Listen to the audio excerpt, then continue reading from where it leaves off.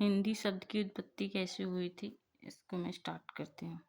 हिंदी शब्द की उत्पत्ति भारत के उत्तर पश्चिम में प्रवाहमान सिंधु नदी से संबंधित है। विदित है कि अधिकांश विदेशी यात्री और आक्रांता उत्तर पश्चिम सिंहद्वार से भी भारत आए।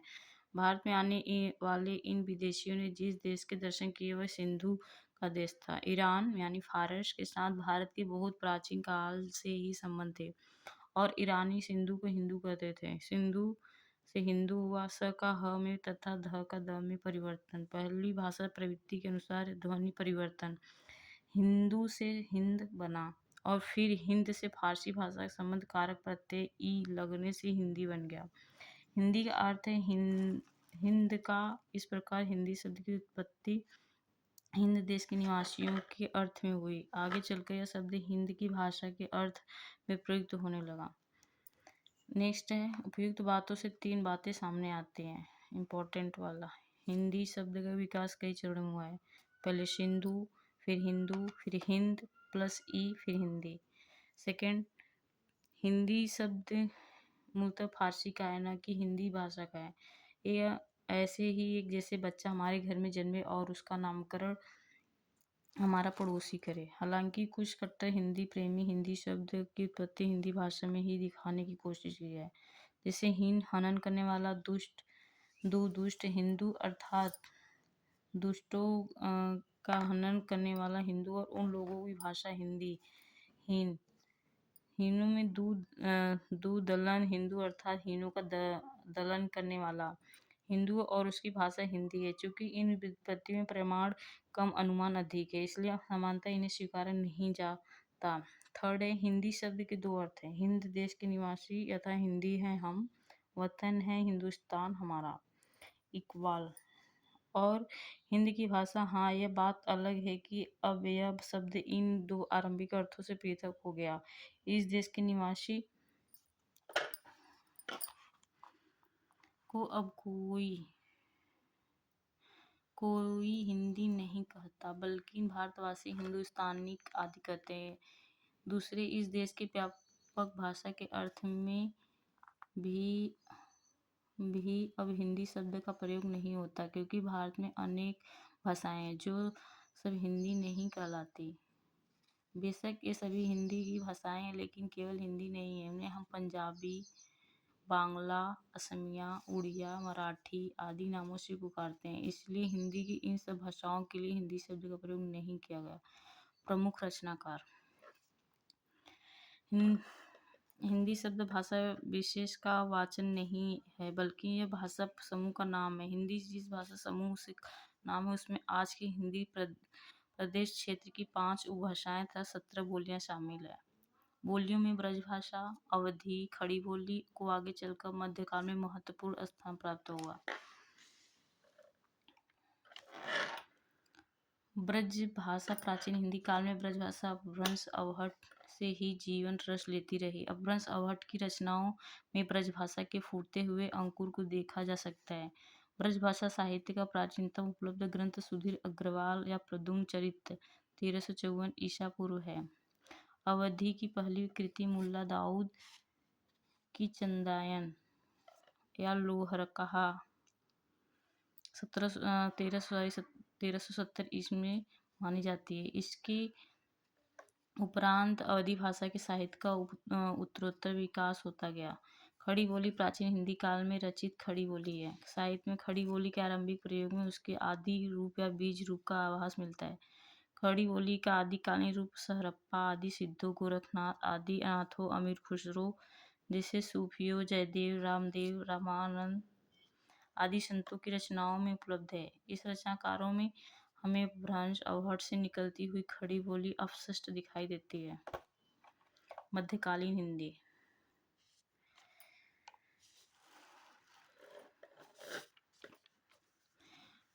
मध्यकाल में हिंदी के स्वरूप स्पष्ट हो गया तथा उसकी प्रमुख बोलियां विकसित हो गईं। इस काल में भाषा के 3 रूप निखर कर सामने आए: ब्रजभाषा, अवधी व खड़ी बोली। ब्रजभाषा और अवधी का अत्यधिक साहित्यिक विकास हुआ तथा तत्कालीन ब्रजभाषा साहित्य को कुछ देशी राज्यों का संरक्षण भी प्राप्त हुआ।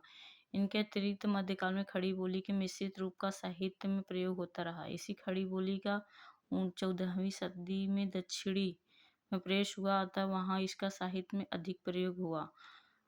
18वीं सदी में खड़ी बोली को मुसलमान शासकों द्वारा संरक्षण मिला तथा इनके विकास को नई दिशा मिली। प्रमुख रचनाकार ब्रजभाषा हिंदी के मध्यकाल में मध्य देश की महान भाषा परंपरा के उत्तरदायित्व का पूरा निर्वाह ब्रजभाषा ने किया। यह अपने समय की परिष्ठित व उच्च कोटि की साहित्यिक भाषा थी, जिसको गौरवान्वित करने का सर्वाधिक श्रेय हिंदी के कृष्ण भक्त कवियों को है। पूर्व मध्यकाल अर्थात भक्ति काल में कृष्ण भक्त कवियों ने अपने साहित्यिक ब्रजभाषा का चरम विकास किया। पुष्टि मार्ग शुद्धाद्वैत संप्रदाय के सूरदास, सूरसागर, नंददास, निम्बार्क संप्रदाय के श्री भट्ट, चैतन्य संप्रदाय के गदाधर भट्ट, राधा वल्लभ संप्रदाय के हित हरिवंश, श्री कृष्ण की बांसुरी के अवतार एवं संप्रदाय निरपेक्ष कवियों में रसखान, मीराबाई आदि प्रमुख कृष्ण भक्त कवियों में ब्रजभाषा के साहित्यिक विकास में अमूल्य योगदान दिया। इनमें से प्रमुख स्थान सूरदास का है, जिसे अष्टछाप का जहाज कहा जाता है। वेरी इंपॉर्टेंट अष्टछाप का जहाज किसे कहा जाता है? तो सूरदास को कहा जाता है। उत्तर मध्यकाल अर्थात रीतिकाल में अनेक आचार्यों एवं कवियों ने ब्रजभाषा में लाक्षणिक एवं रीतियां लिखकर ब्रजभाषा के साहित्य को समृद्ध किया। रीतिबद्ध कवियों में केशवदास, बिहारी, मतीराम, पद्माकर, भिखारी, सेनापति आदि तथा रीति मुक्त कवियों में घनानंद, आलम, बोधा आदि प्रमुख है। ब्रजबुली बंगाल में कृष्ण भक्त कवियों द्वारा प्रचारित भाषा का नाम है। अवधी को साहित्यिक भाषा के रूप में प्रतिष्ठित करने का श्रेय सूफी प्रेम मार्गी कवियों को है। कुब्बन, मृगावती, जायसी, पद्मावत, मंझन, मधुमालती, आलम, माधवानल, कामनकंदला, उस्मान, चित्रावली, नूर मोहम्मद, इंद्रावती, कासिम शाह, हंस जवाहिर, शेख निसार, यूसुफ, जुलेखा, अली शाह, प्रेम चिंगारी आदि सूफी कवियों ने अवधि को साहित्यिक गरिमा प्रदान की है। इनमें प्रमुख जायसी थे। अवधि को राम भक्त कवियों ने अपनी अभिव्यक्ति का माध्यम बनाया। विशेषकर तुलसीदास ने रामचरितमानस की रचना वैस बाड़ी अवधि में कर अवधि भाषा को जिस साहित्यिक ऊंचाई पर पहुंचाया वह अतुलनीय है। मध्यकाल में साहित्यिक अवधि का चरम कर्ष दो कवियों में मिलता है, जायसी और तुलसीदास में। जायसी के यहाँ जहाँ अवधि का ठेठ ग्रामीण रूप मिलता है, वहाँ तुलसी के यहाँ पे अवधि का तत्समुखी रूप गवारी बंगाल में सूफियों द्वारा प्रचारित अवधि भाषा का नाम है। खड़ी बोली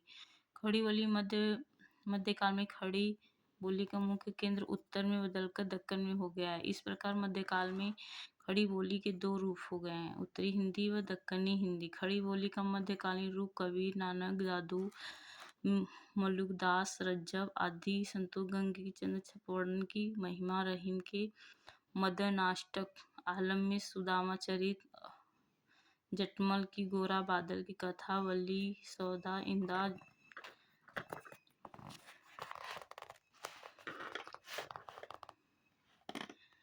अष्टमल की गोरा बादल की कथा, सौदा नजीर आदि दक्कनी एवं उर्दू के कवियों कुतुब सतनम 7वीं सदी, भोगल्लू पुराण 18वीं सदी, संत प्रमाणनाथ, कुलजम स्वरूप आदि में मिलता है। आधुनिक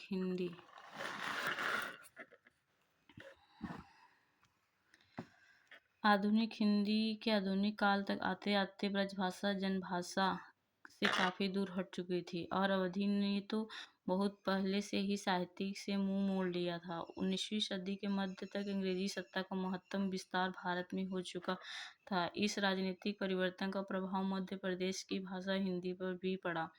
नवीन राजनीतिक परिस्थितियों ने खड़ी बोली को प्रोत्साहन प्रदान किया। जब ब्रजभाषा और अवधि का साहित्यिक रूप से ब्रजभाषा से दूर हो गया, तो उसका स्थान खड़ी बोली धीरे धीरे लेने लगी। अंग्रेजी सरकार ने भी इसका प्रयोग आरंभ कर दिया। हिंदी के आधुनिक काल में प्रारंभ में एक और उर्दू का प्रचार होने और दूसरी ओर काव्य की भाषा ब्रजभाषा होने के कारण खड़ी बोली को अपने अस्तित्व के लिए संघर्ष करना पड़ा। 19वीं सदी तक कविता की भाषा ब्रजभाषा और गद्य की भाषा खड़ी बोली रही। 20वीं सदी के आते आते खड़ी बोली गद्य पद दोनों का साहित्यिक भाषा बन गई। इस युग में खड़ी बोली को प्रतिष्ठित करने के विभिन्न धार्मिक, सामाजिक एवं राजनीतिक आंदोलन ने बड़ी सहायता की। फलतः खड़ी बोली साहित्य की प्रमुख भाषा बन गई। खड़ी बोली भारतेंदु पूर्व युग खड़ी बोली गद्य के आरंभिक रचनाकारों में फोर्ट विलियम कॉलेज के बाहर के दो रचनाकारों सदा सुखलाल नियाज सुखसागर और इंसा अल्लाह खान रानी केत की कहानी तथा फोर्ट विलियम कॉलेज कलकत्ता के दो भाषा मुंशियों लल्लूलाल जी प्रेम सागर व सदन मिश्र नासिकेत उपाख्यान के नाम से उल्लेखनीय है। भारतेंदु पूर्व युग में प्रमुख संघर्ष हिंदी की स्वीकृति और प्रतिष्ठा को लेकर था। उस युग के दो प्रसिद्ध लेखकों राजा शिव प्रसाद सितारे हिंद और राजा लक्ष्मण सिंह ने हिंदी के स्वरूप निर्धारण के प्रश्नों पर दो सिद्धांतों का अनुगमन किया। राजा शिव प्रसाद ने हिंदी का स्वरूपन दूर कर उससे उर्दू एवं मुअल्ला बना दिया, तो राजा लक्ष्मण सिंह के विरुद्ध संस्कृत ने हिंदी का समर्थन किया। भारतेंदु युग 1850 ईसा पूर्व से 1900 ईसा इस दोनों के बीच समानतः हिंदी गद्य की प्रतिष्ठा कर गद्य साहित्य की विविध विधाओं का ऐतिहासिक कार्य भारतेंदु युग में हुआ। हिंदी सही मायने में भारतेंदु के काल में नई चाल में ढली और उनके समय में हिंदी के गद्य के बहुमुखी रूप का सूत्रपात हुआ। उन्होंने न केवल स्वयं रचना की बल्कि अपना एक लेखक मंडल भी तैयार किया, जिसे भारतेंदु मंडल कहा गया। भारतेंदु युग की महत्वपूर्ण उपलब्धि यह रही कि गद्य रचना के लिए खड़ी बोली और रचना के लिए खड़ी बोली को माध्यम के रूप में अपनाकर युगानुरूप स्वस्थ दृष्टिकोण का परिचय दिया। लेकिन गद्य रचना के मामले में ब्रजभाषा का खड़ी बोली को अपनाने में प्रश्न का विवाद बना रहा, जिसका अंत द्वितीय युग में जाकर हुआ। द्विवेदी युग 1900 से 1920 ईसा पूर्व खड़ी बोली और हिंदी साहित्य के सौभाग्य से 1903 में आचार्य महावीर प्रसाद द्विवेदी ने सरस्वती पत्रिका के संपादक का भार संभाला। वे सरल और शुद्ध भाषा के प्रयोग के हिमायती थे। वे लेखों की वर्तनी अथवा व्याकरण संबंधी त्रुटियों का संशोधन स्वयं करते चलते थे। उन्होंने हिंदी के परिष्कार का बीड़ा उठाया और उसे बखूबी अंजाम दिया। गद्य और भारतेंदु युग में ही सफलतापूर्वक खड़ी बोली में लिखा जा रहा था। अब पद्य की व्यावहारिक भाषा भी एकमात्र खड़ी बोली प्रतिष्ठित होने लगी। इस प्रकार ब्रजभाषा, जिसके साथ भाषा शब्द जुड़ा है, अपने क्षेत्र में ही सीमित हो गई, अर्थात बोली बन गई। इसके मुकाबले में खड़ी बोली, जिसके साथ बोली शब्द लगा है, भाषा बन गई और इसका सही नाम हिंदी हो गया। अब खड़ी बोली दिल्ली के आसपास की मेरठ जनपदी बोली नहीं रही गई,